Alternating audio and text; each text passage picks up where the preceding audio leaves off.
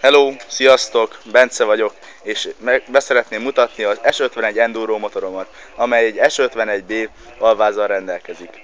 A motor nagyjából félig meddig eredeti, tehát motorikusan az eredeti.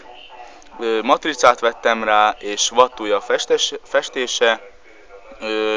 A teleszkópok is nem olyan régen kerültek rá, igen, a kipufogó egy kicsit rozsdás, sajnos az idő az megtette a hatását, a korrodálás az ilyen.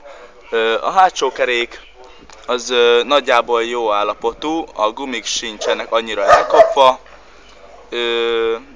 az üléshúzat is rajta új, mint az endurókon, általában ez a recésebb üléshúzat van, de én jobban szeretem ezt a hagyományos simát. Új tükrök vannak a motoron, és ez olyan modernebbé teszi a járművet. A lámpa és a féklámpa az tökéletesen működik. Az első sárvédőnél egy kicsit lepatogzott a festés, de ez nem sokára orvosolva lesz.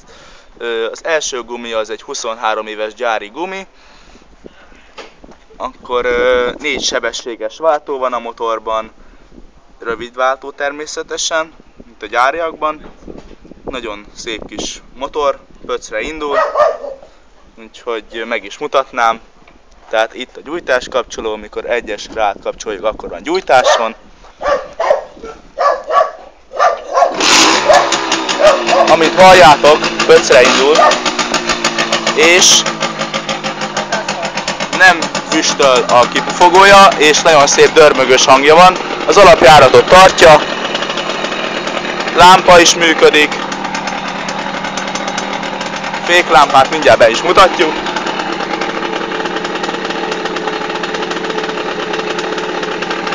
Valamennyire lehetett látni. Hát a lámpa az nem annyira, de nagyjából működik.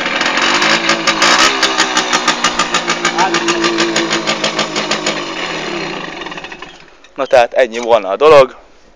Még egy-két kép, és aztán búcsúzunk. Köszönöm szépen, hogy megnéztétek a videót. Viszlát, sziasztok!